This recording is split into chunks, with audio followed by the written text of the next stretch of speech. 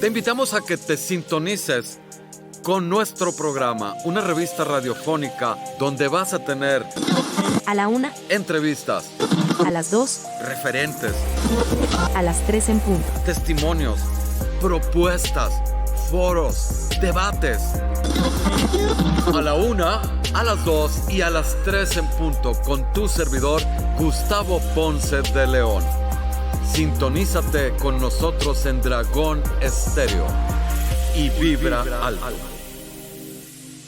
Hola, muy buenas tardes. Aquí estamos transmitiendo desde la cabina de Dragón Estéreo, tu servidor Gustavo Ponce de León, a la 1, a las 2 y a las 3 en punto. Hoy vamos a dedicar este programa al reciente festejo que se da el 30 de abril y donde festejamos a los niños.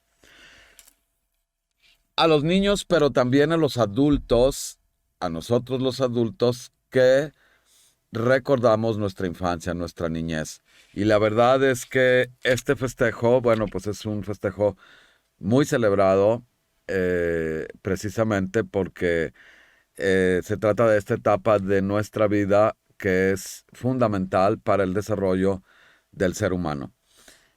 Pero queremos hacerlo desde el lado amable, desde el lado bonito, porque la verdad es que en lo personal creo que es una etapa maravillosa y como decíamos que determina en muy importante aspecto cómo vamos a ser en la etapa de adultos.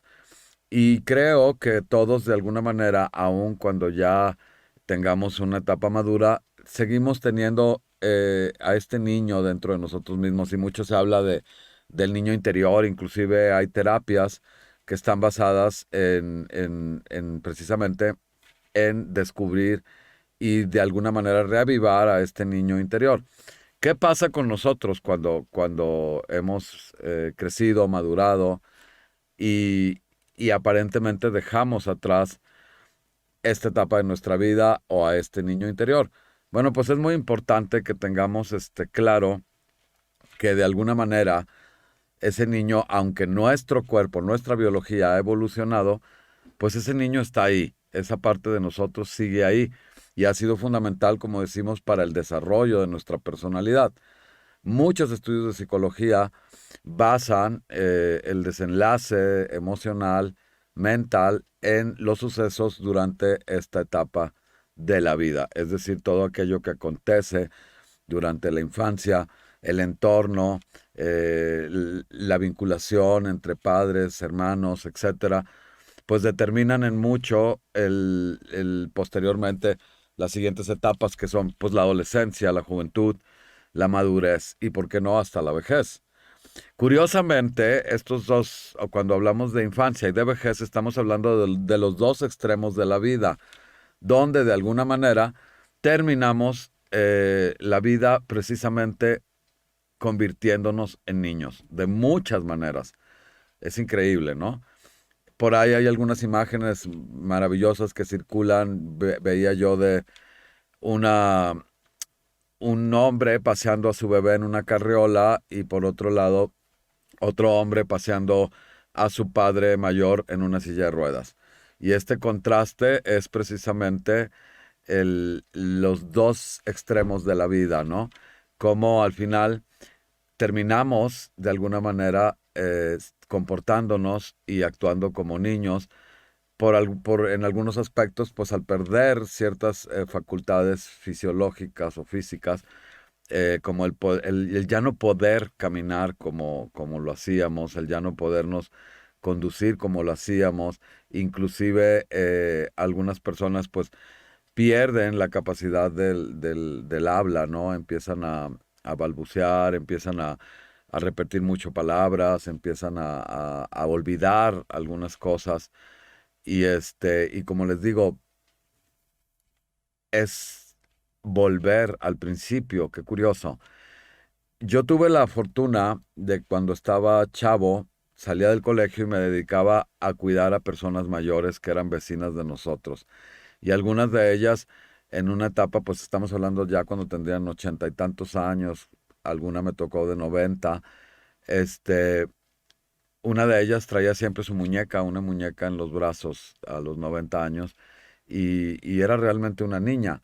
Entonces, podríamos decir que es un tanto absurdo el que terminemos como niños, pero yo creo que también puede ser un tanto mágico, ¿no? Porque es como les decía, volver al inicio del camino, a la etapa original, y, y, y la inocencia que impera en la edad infantil, de alguna manera vuelve en la edad adulta, en la edad de la vejez, ¿no?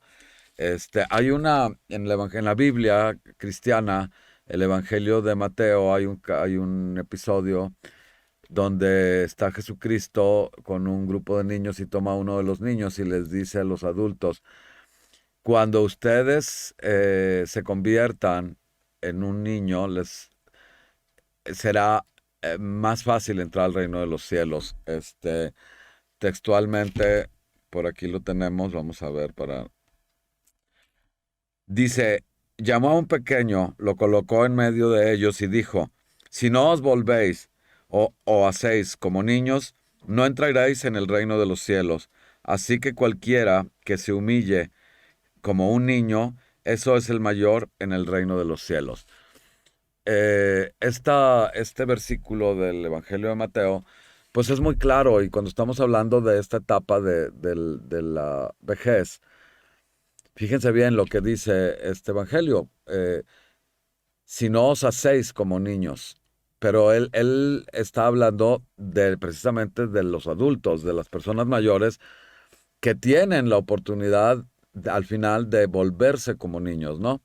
Y yo creo que esto es maravilloso porque realmente eh, en la etapa de la infancia, de la niñez, cuando recién llegamos al mundo, empieza esta formación de parte de todo nuestro entorno, es decir, nuestros padres empiezan a formarnos, empiezan a nutrirnos, no nada más con alimentos, sino con toda la influencia que ellos ya traen, por ejemplo, ¿no? Este, y si hay hermanos antes que nosotros, bueno, pues también ellos van a influir en nuestro desarrollo, pero cuando llegamos, somos un libro en blanco totalmente. O sea, venimos totalmente en blanco. Es más, todo nos va siendo asignado. Por ejemplo, el nombre, ¿no? Ni siquiera lo escogemos nosotros. Entonces, por por muchos aspectos se te asigna un nombre, y a veces es el nombre del abuelo, el nombre de un ser querido, o a lo mejor un nombre que no estaba en la familia, pero que para los padres significa algo, evoca algo, y ahí está ya este nombre, y desde ahí empieza. Pero también no desde ahí, sino desde que nacemos, hay ya, por ejemplo, la determinación del sexo biológico, ¿no? Si naces niño, si naces niña.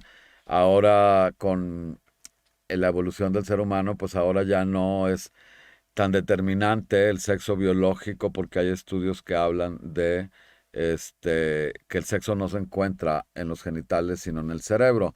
Y esto lo hizo el doctor Harry Benjamin, un endocrinólogo que hizo importantes estudios acerca del corte cerebral, y él descubrió que el sexo se determina en el cerebro y no en los genitales. Pero bueno, es entrar en otro tema que puede ser muy polémico, y donde queremos centrarnos es precisamente en cómo la infancia, que es esta etapa del inicio de nuestra vida, y como decíamos, donde ya desde un principio hay influencias, hay de todo tipo de patrones que se nos empiezan a inculcar en todos los sentidos. El idioma es otro de ellos. Dependiendo también de dónde nazcas, vas a adquirir un idioma. Y el idioma empieza a aprenderse, el niño empieza a estructurar un lenguaje, empieza por imitación y por oído, empieza a repetir los términos. Y bueno, ahí están los papás tratando de que la primera palabra que diga un bebé pues sea papá o mamá, ¿no? Y normalmente así pasa. Eh, o dicen un nombre de alguien muy cercano, ¿no? Pero pues precisamente por ser nuevos, por arribar al mundo, pues somos unas esponjas y empezamos a absorber todo de nuestro entorno, ¿no? Y hablo de todo lo bueno y lo malo. De ahí que la siguiente etapa, que es la adolescencia, va a estar muy determinada por precisamente este tipo de patrones, este tipo de enseñanzas, este tipo de modelos a seguir que el niño va a empezar a adquirir e incorporar a su propia personalidad. Y aquí viene una palabra clave: la construcción de la personalidad. Este ser nuevo empieza a construir una personalidad y una identidad que no nada más va a estar determinada por la parte biológica o fisiológica, sino más bien, al final de cuentas, va a estar muy determinada precisamente por la influencia, como les decía, y los patrones que va a ir adquiriendo. Mucho de ello, también lo comentábamos, se da por imitación en un principio. El niño empieza a imitar ruidos, empieza a imitar lenguaje estructurado, empieza a imitar inclusive conductas y precisamente esto va a ir determinando de manera de evolución el diseño de su personalidad y de su identidad, la cual después, más adelante en la adolescencia, pues va a tender a modificar porque una vez que tenga todos los recursos, los argumentos, los criterios, pues va a decir esto sí, esto no. Y entonces empieza esta etapa que le dicen de alguna manera la etapa de la choca o la etapa rebelde, donde se va a desprender de aquello que siente que no le pertenece, que no va bien con él, aún inclusive de que lo haya emulado o adquirido a través del seno familiar, de los padres, sus hermanos, etcétera. Y se le llama la etapa de la rebeldía precisamente porque empieza a sacudirse todo aquello que cree que no es para el diseño de su identidad, de su personalidad. Y luego aparece el ego, ¿no? Que precisamente es el detonante de esta personalidad. Y ahí, que no es malo, hay gente que piensa que el ego es malo, pero no. Más bien hay egos malos, pero también construir un ego es una parte fundamental de la psique, es decir, de la mente, ¿no?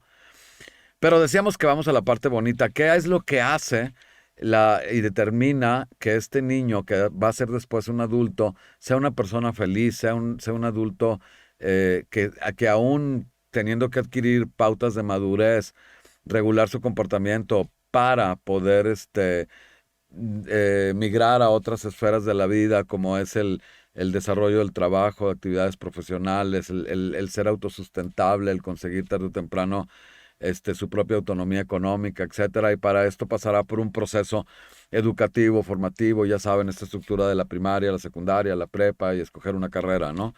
Y entonces, una vez que diseñe esta identidad, esta personalidad, bueno, pues podrá abocarse a algo que llamamos realización, ¿no? En qué campo este niño va a quererse desempeñar a nivel tanto social como profesional, etcétera, ¿no? Pero repito, todo esto está determinado por lo que haya pasado en esta etapa de la infancia. Y si vemos y nos asomamos un poquito a las épocas en las que hemos vivido, pues vemos un gran contraste entre generaciones anteriores a las generaciones de hoy, ¿no? Y mucho tiene que ver también por el medio ambiente y por la tecnología. Este es un punto muy importante. Yo, en lo personal, recuerdo de haber tenido una infancia, pues yo podría decir muy feliz, pero donde pues no había todavía ni celulares, ni había Ataris, ni había ningún tipo de aparatos de juegos. Eh, los canales de televisión eran mínimos y aparte la programación era totalmente diferente.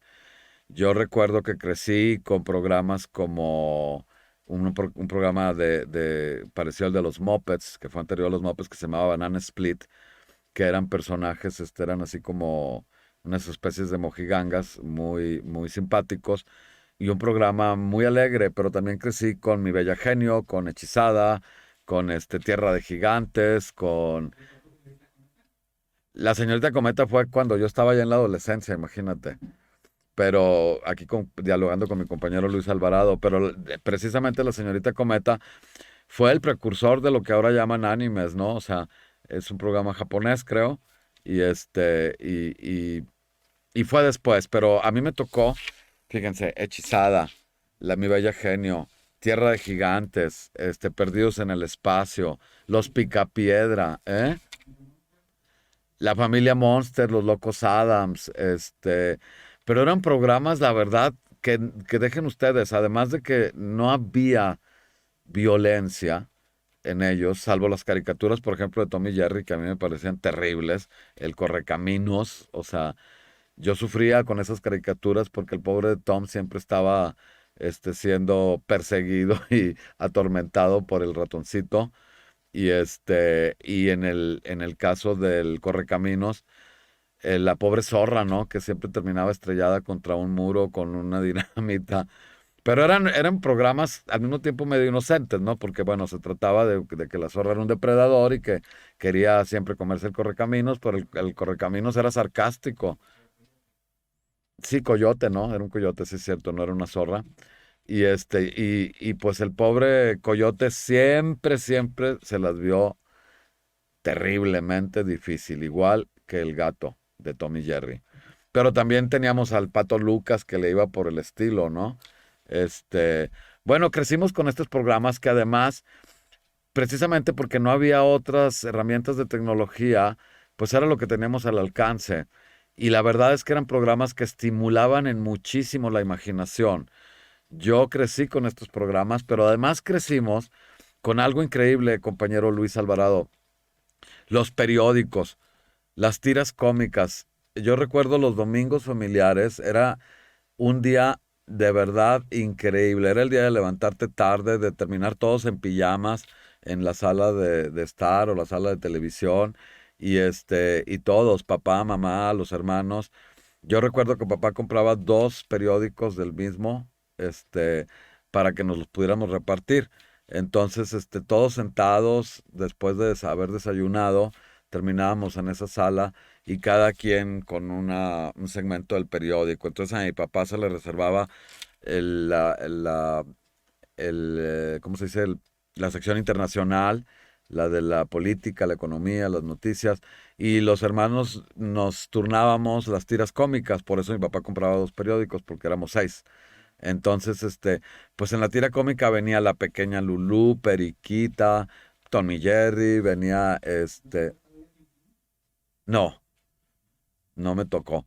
Pero venía, te digo, Tommy Jerry, la pequeña Lulú, una caricatura que se llamaba Mandrake el mago, este, y eran dibujos animados, eran estas, ¿cómo se llama? Tiras cómicas, cuadro por cuadro, pero estimulaban la imaginación, estimulaban la creatividad y además fomentaban, la prensa fomentaba esta unión familiar, particularmente los domingos, que era el día de las tiras cómicas. Había muchas, por decirles así, rituales, costumbres que yo añoro, la verdad, y les agradeceré toda la vida a mis padres. Recuerdo también, por ejemplo, que precisamente, como les decía, el domingo era totalmente familiar. Entonces, en la mañana, pues era en ese salón estar leyendo el periódico, conviviendo, haciéndole preguntas a mi papá, a mi mamá, de todo tipo, ¿no? Según la etapa en la que estuviéramos cada uno de nosotros. Y luego después había acerca del mediodía que arreglarse para podernos ir a la misa, que era a la 1 de la tarde. Y en aquel entonces ir a misa era encontrarte con toda tu comunidad, con las familias, vecinos, con todos los vecinos, pero todo el mundo íbamos así como de luces, ¿no? O sea, mamá nos ponía, pero haz de cuenta, pues de lujo. Entonces las niñas iban todas con vestiditos con encajes, colores pasteles. Mi mamá, éramos Memo y yo, mi hermano, que nos llevamos 11 meses, entonces nos vestían casi iguales con unas bermudas, una camisita, me acuerdo, de marinero, cuello de marinero, y este, y así llegábamos toda la familia a la misa, papá, mamá, mis hermanos. Y al final de la misa había fuera del templo una plaza muy grande y ahí todo el mundo permanecía, no sé, por 20 30 minutos, la gente se saludaba, las familias convivían y era todo un acto social y comunitario, muy bonito, la verdad.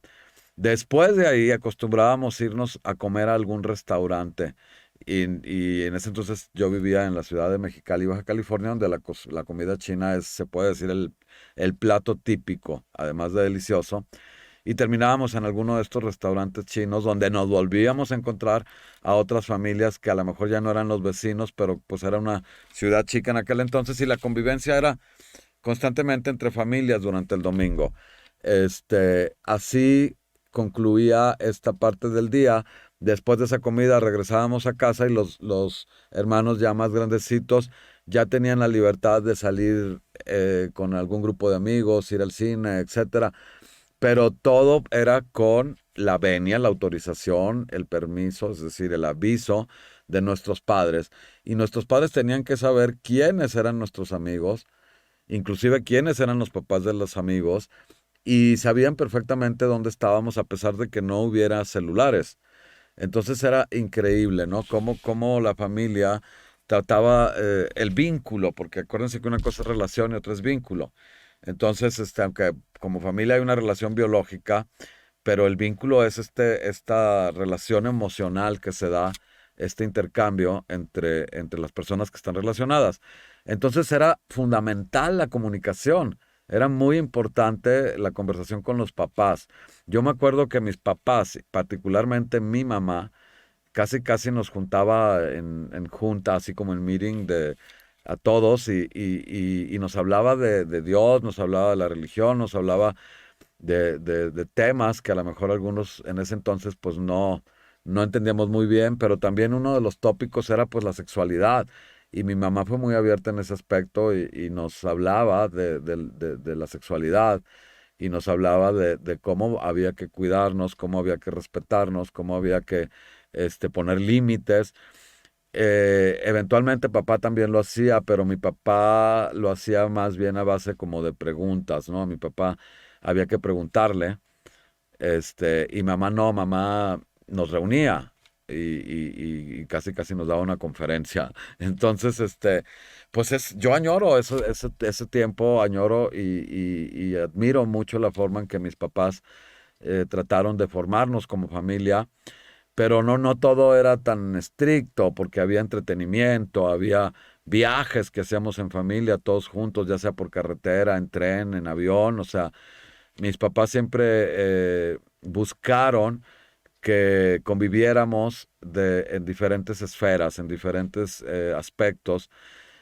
También había, por ejemplo, las carnes asadas en familia, ¿no? En el jardín de la casa. Como les decía, no había tantos canales de televisión. En aquel entonces no se acostumbraban las televisiones, al menos no en mi familia y en algunas que conozco, en cada recámara. Había una televisión que eran de muebles de gabinete y estaba en la sala familiar. Y ahí es donde todo el mundo veía la televisión y además los papás escogían los programas. Obviamente nos preguntaban, pero ya había horarios, ellos sabían que de tal hora a tal hora la televisión era para los niños y entonces estaban estos maravillosos programas de los que hablábamos, pero también estaba la hora de los noticieros, que era la hora del papá. Este, las novelas no eran tan abundantes en aquel entonces, mamá no era novelera ni cosas de esas, entonces pues normalmente había estos momentos regulados por los padres donde ellos sabían perfectamente lo que estábamos viendo. Los programas para adultos no existían como existen ahora. Los talk shows, ¿cómo se llama? Estos programas como Big Brothers y cosas de esas, no existían. No había tanta apertura, más bien había censura en muchos de los casos. Después vinieron las regulaciones de el tipo de programación y el programación A, B y C, etcétera, para adultos. Y entonces, pero también surgieron todas en cuestión tecnológica, todos los juegos estos de Ataris y, ¿cómo se llama el otro famoso? Nintendo, ¿no? Este, entonces fue cambiando, fue cambiando. También, por ejemplo, había los momentos de las tareas, ¿no? Salir de la escuela entre semana y llegar a la casa y lo primero que hacía mamá era, a ver, uno por uno, ¿qué te encargaron? ¿Qué tienes pendiente?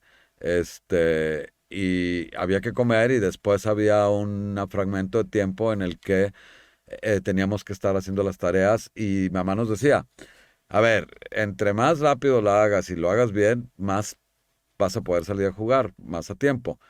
Y entonces ya una vez, la cosa era terminar la tarea para poder, no sé, como a las 5 de la tarde, reunirte con tus vecinos, con tus amigos, y entonces venían los juegos en la calle, en la banqueta, en las cocheras de las casas, y estos juegos como los quemados, el bebe leche, imagínense qué bonito, ¿no?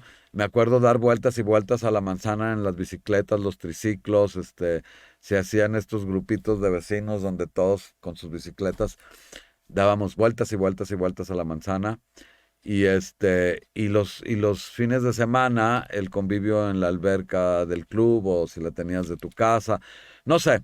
Veo con nostalgia y con gran admiración y respeto la forma en que fuimos criados, la forma en que fuimos reunidos alrededor de este núcleo que es la familia.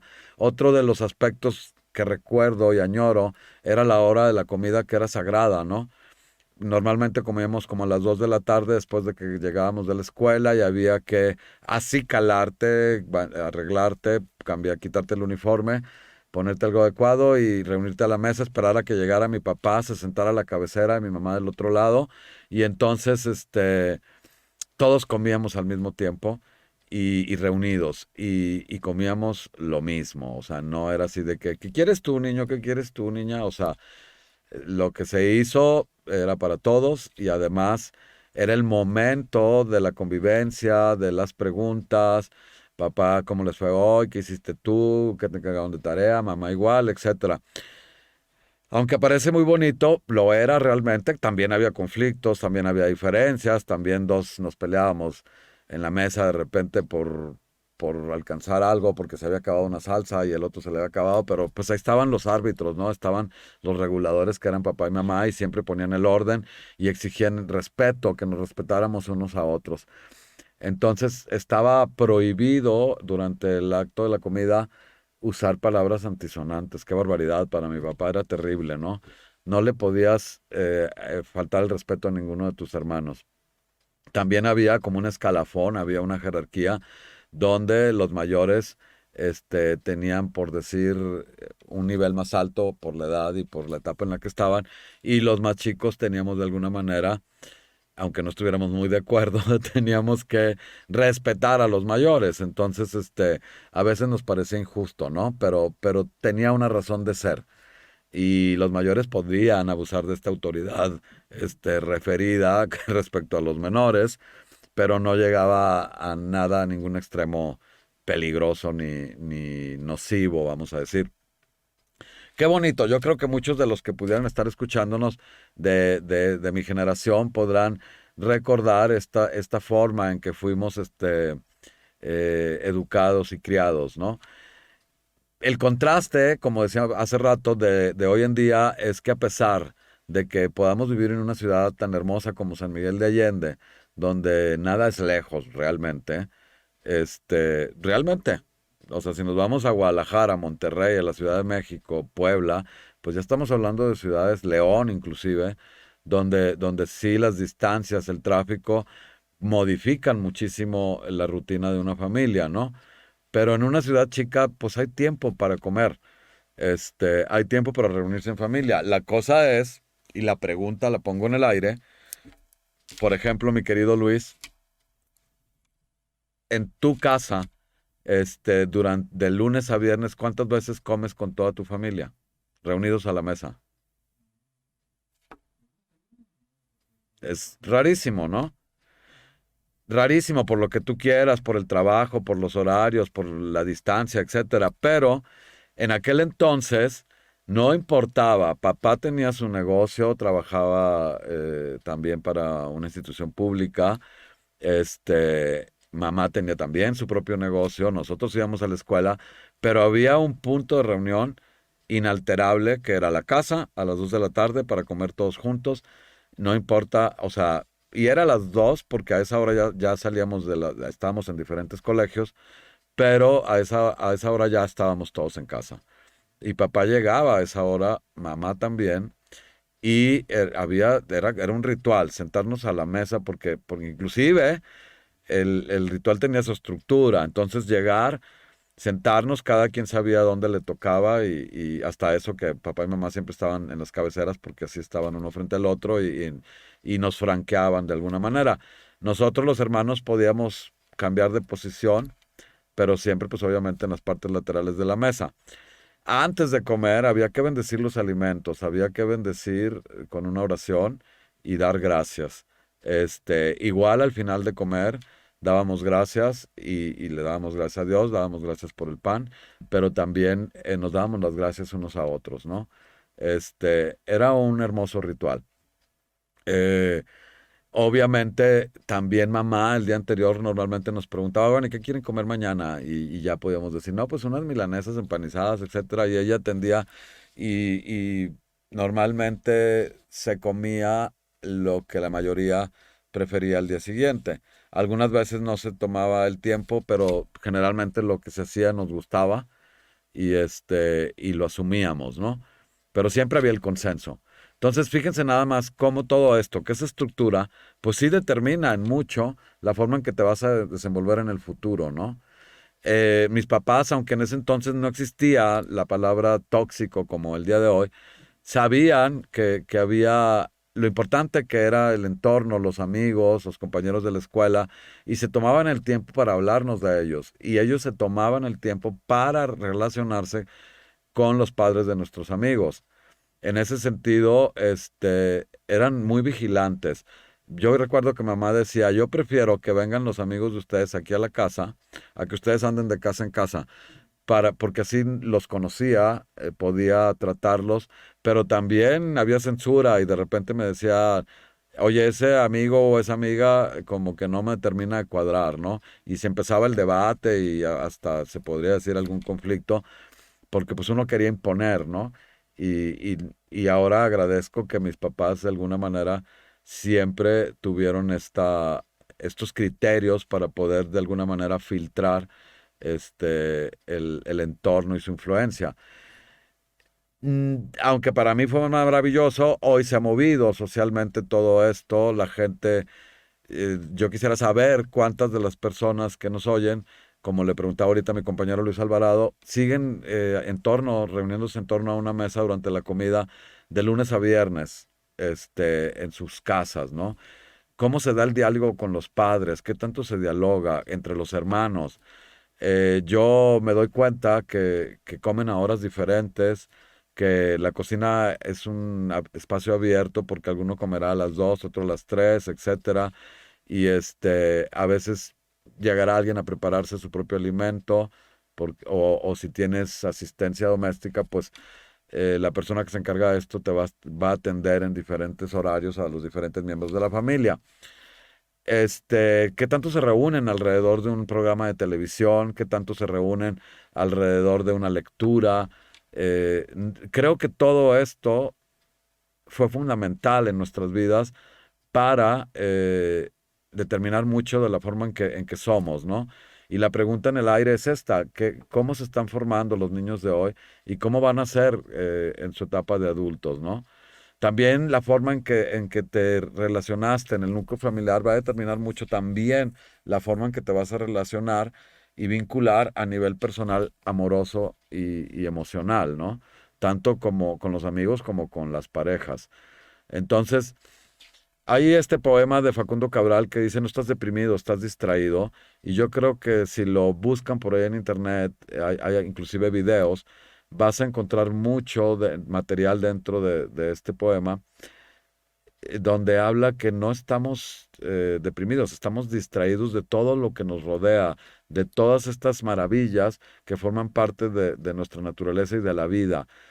La intención del programa de hoy, que es para festejar, fíjense bien, esta etapa de la niñez, es precisamente invitarnos a reflexionar sobre qué estamos haciendo los adultos con los niños de hoy, cómo los estamos formando, cómo los estamos vinculando, de qué los estamos dotando para que en el futuro sean adultos sanos, sean adultos abocados al plano de la realización.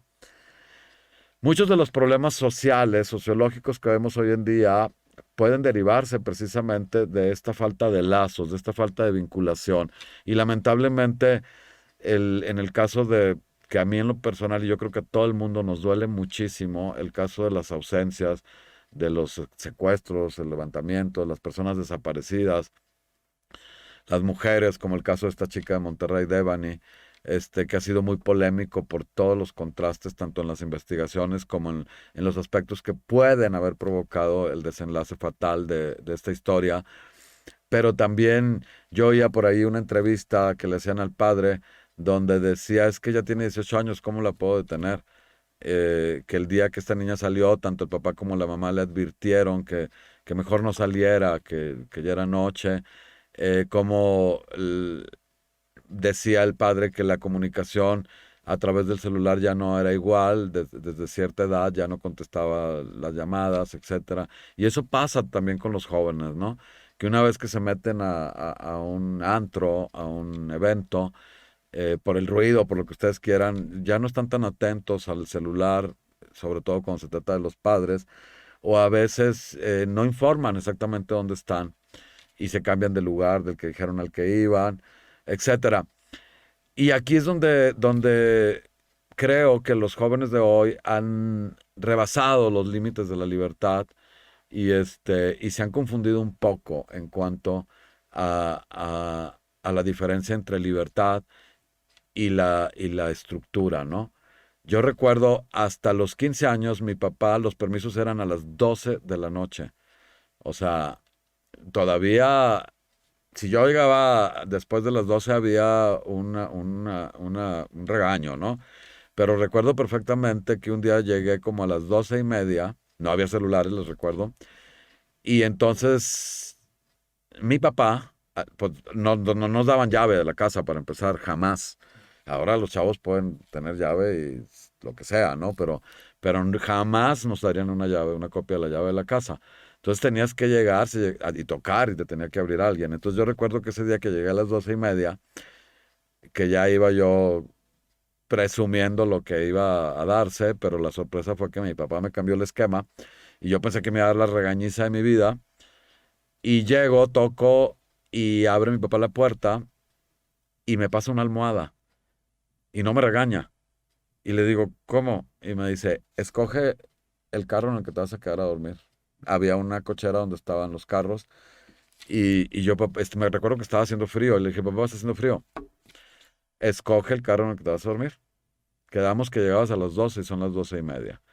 No voy a discutir. La casa pues tenía barda, tenía reja y no podías salir. O sea, si me estaba diciendo que me fuera a dormir a uno de los asientos del carro, imagínate si me hubiera salido del perímetro de la casa, pues sería terrible. Me sorprendió muchísimo porque por un lado pensé que me iba a regañar terriblemente y no, me cambió la jugada, hasta eso, me dio una almohada y una frazada, una cobija, no era tan cruel. Y mi mamá normalmente era la que amortiguaba todo este tipo de conflictos y no apareció mi mamá. Entonces yo pues me fui a dormir a una camioneta y me extendí la frazada en el asiento trasero, que era pues el amplio, puse mi almohada y pues me cubrí. Pero les confieso que durante un buen tiempo supuse que mamá saldría y por la puerta trasera o por otro lado me iba a meter a la casa a escondidas de mi papá y o bien me iba a llevar más cobijas o no sé, pero jamás apareció. Y yo me acuerdo que me sentí defraudado por mi mamá y dije, mi mamá se olvidó de mí, no le importó.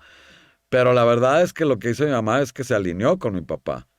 Y seguramente ellos lo discutieron antes de tomar la decisión y se habrán puesto de acuerdo. Y me imagino a mi papá diciéndole, bueno, tú sabes, ¿no? O sea, si no le pongo el límite ahorita, seguramente mi mamá le dijo, oye, pero no le vas a gritar, no lo vas a regañar, pobre, que porque así pasa, ¿no? Está creciendo, es normal. Y mi papá le habría dicho, ok, no lo voy a regañar, pero pues tiene que aprender. Entonces que se duerma en uno de los carros. No se va a morir de frío y aparte me dieron lo que necesitaba. Pues obviamente aprendí la lección y en lo sucesivo, y después se lo agradecí de alguna manera a mi papá porque la verdad es que no me regañó, aunque en ese momento hubiera preferido que me regañara y haber dormido cómodamente en mi cama, ¿no?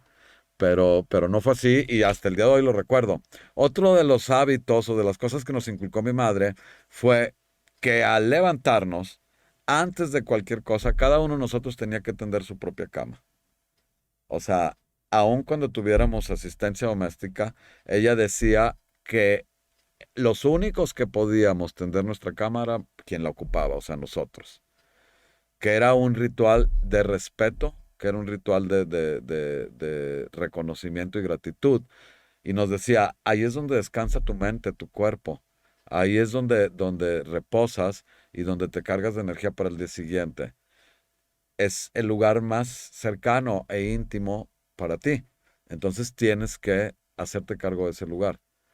Y recuerdo que lo que sí nos hacían es que nos daban un juego de cambio limpio y nos lo ponían a un lado de la cama para retirar el anterior y poner el nuevo, ¿no?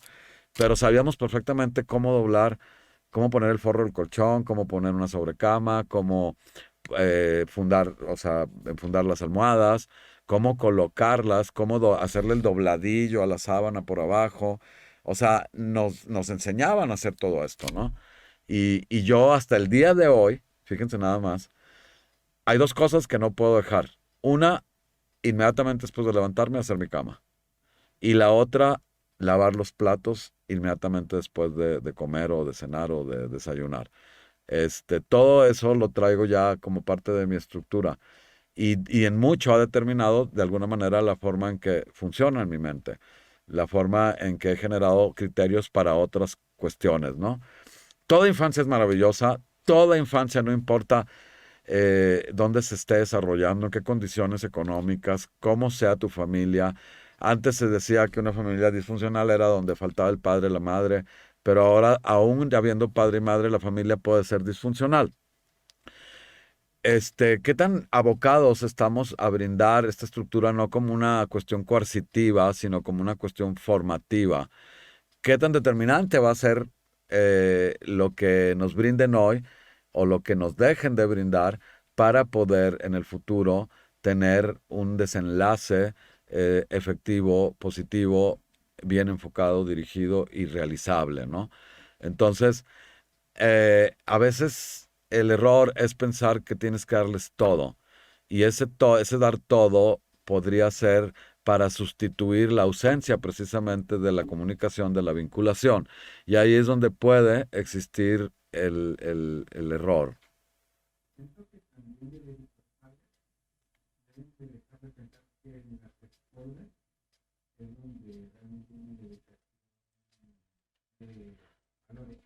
Definitivamente, y esto es un punto, mi querido compañero Luis Alvarado está hablándonos de el aspecto formativo de las escuelas y la diferenciación de la familia y cómo ciertamente algunas familias consideran que todo la labor es de la escuela en la que están sus hijos y no es así. O sea, la escuela, independientemente del grado, la etapa, es una parte educativa formativa, pero a nivel este, vamos a decir, académico, ¿sí me explicó? O sea, la estructura viene de la familia. El desenlace inclusive que va a tener el estudiante va a ser muy determinado por esta estructura familiar. Cómo se desenvuelve en el colegio, en la escuela, en la universidad, va a tener mucho que ver con la forma en que se dio la vinculación en el seno familiar. Inclusive los pares o los amigos, los compañeros que escojas, van a tener mucho que ver con la nutrición emocional, formativa que hayan sido aportada en el mismo seno de la familia, por el padre y por la madre, ¿no? Acuérdense que mucho es emulación, es decir, es imitación. Y hace poco me decía una amiga que quiero muchísimo y que admiro mucho como madre, y me decía, imagínate Gustavo, ¿con qué cara yo podría exigirles a mis hijos que se midan con el alcohol o con ciertas cosas si me vieran a mí tomar a todas horas y de manera, ¿cómo se dice?, desordenada? Y tiene razón, ¿no? O sea, ella ha tratado de ser un ejemplo, inclusive siendo una madre divorciada, ha sido los dos, madre y padre, pero ha sido rígida cuando lo ha tenido que ser, ha sido estricta cuando lo ha tenido que ser, ha sido permisiva cuando ha considerado que lo puede ser. Entonces, creo y conozco a los hijos que los quiero muchísimo también y que son dos muchachos realmente bien formados, abocados al estudio, tienen estructura, hay respeto, se saben dirigir con las personas. Y estos hábitos, cuando hablamos de dirigir a las personas, fíjense bien, cuando tú veas a un adolescente, a un joven, y la forma en que te saluda, la forma en que se dirige a un grupo, cuando irrumpe en un espacio, si saluda, si no saluda, ahí te vas a dar cuenta, ¿no? Cómo viene su formación, cómo está la parte familiar, qué tanto le inculcaron la armonía, el respeto, la vinculación con los demás. Yo creo que todavía, y creo que va a ser así muy gradualmente, vamos a tener que retomar de alguna manera este tipo de vinculaciones, porque lo que acá se está descosiendo, obviamente va a desilvanar en el tejido social todo esfuerzo comunitario, todo esfuerzo social, porque nos realicemos no nada más como personas, sino como grupos, como mundo, como humanidad, ¿no? Y la naturaleza habla, el mundo está hablando, el planeta está hablando y de alguna manera nos está pidiendo, fíjense nada más, 2 años en el confinamiento, donde había gente que se deprimió, había gente que se desesperó, que tuvieron ataques de ansiedad, precisamente porque no estábamos acostumbrados a estar dentro de las mismas paredes, de los mismos muros y ni a convivir de esta manera en la que nos vimos un poco forzados. Y yo creo que no nada más en la cuestión familiar, esta pandemia nos enseñó mucho, sino a nivel cívico, a nivel social, a nivel grupal, hemos aprendido a que tenemos que convivir de otra manera, a que tenemos que rediseñarnos, no nada más personalmente, sino también socialmente.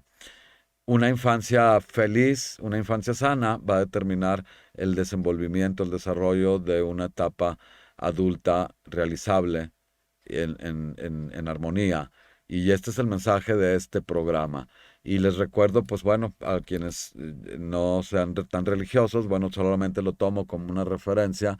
Este versículo del libro del Evangelio de Mateo, donde les decía, Jesús toma un niño y les dice, cuando seáis como Él, cuando volváis a ser niños, entonces el reino de los cielos se abrirá para ustedes, ¿no? Y al principio del programa hablábamos del contraste de las dos etapas de la vida, la infancia y la vejez, y cómo al final muchos de nosotros terminaremos siendo como niños. Algunos vamos a olvidar las cosas, vamos a perder la habilidad para desplazarnos con agilidad, vamos a balbucear, inclusive vamos a perder algunas de nuestras capacidades motrices y cognitivas. Y a lo mejor hay esta terrible enfermedad que es el Alzheimer, donde ya una persona no se reconoce ni a sí misma ni al resto, y nos da mucha tristeza ver a alguien así, pero también es una lección dura, muy dura y real, de que somos leves, somos leves y somos frágiles. Yo creo que hay que tener presente que al final de cuentas nos vamos, pero que el trayecto va a ser mucho, muy importante para determinar el final. La infancia es la etapa maravillosa del ser humano que va a determinar su desenlace. Hay que cuidar a los niños, hay que apapacharlos, hay que formarlos, hay que hacerlos fuertes, sin quitarles esta magia de la creatividad, de la espontaneidad, de la frescura mental y emocional. Este fue el programa de hoy, a la 1, a las 2 y a las 3 en punto con tu servidor Gustavo Poncelón. Comentaba el programa pasado por ahí fuera de cabina con mi compañero Luis Alvarado que estamos trabajando en una mesa que vamos a hacer, una mesa de un poquito de debate con algunas psicólogas donde vamos a tocar precisamente este tema de la estructura familiar. Estamos formándolo, yo lo tenía planeado, mi querido Luis, para este jueves, pero creo que lo vamos a pasar para la semana que entra y les vamos a avisar con tiempo porque creo que va a estar mucho, muy interesante y es precisamente este tipo de temas, pero ya desde el punto de vista profesional de 2 o 3 psicólogas de nuestra localidad de San Miguel de Allende que vamos a hablar, desarrollar y de alguna manera resolver algunas inquietudes al respecto de la formación familiar y su importancia para el desarrollo del ser humano. Muchísimas gracias, tu servidor Gustavo Ponce de León, a la 1, a las 2 y a las 3 en punto desde Dragón Estéreo. Te invitamos a que te sintonices con nuestro programa, una revista radiofónica donde vas a tener A la 1, entrevistas, a las 2, referentes, a las 3 en punto. testimonios, propuestas, foros, debates. A la 1, a las 2 y a las 3 en punto con tu servidor Gustavo Ponce de León. Sintonízate con nosotros en Dragón Estéreo y vibra alto.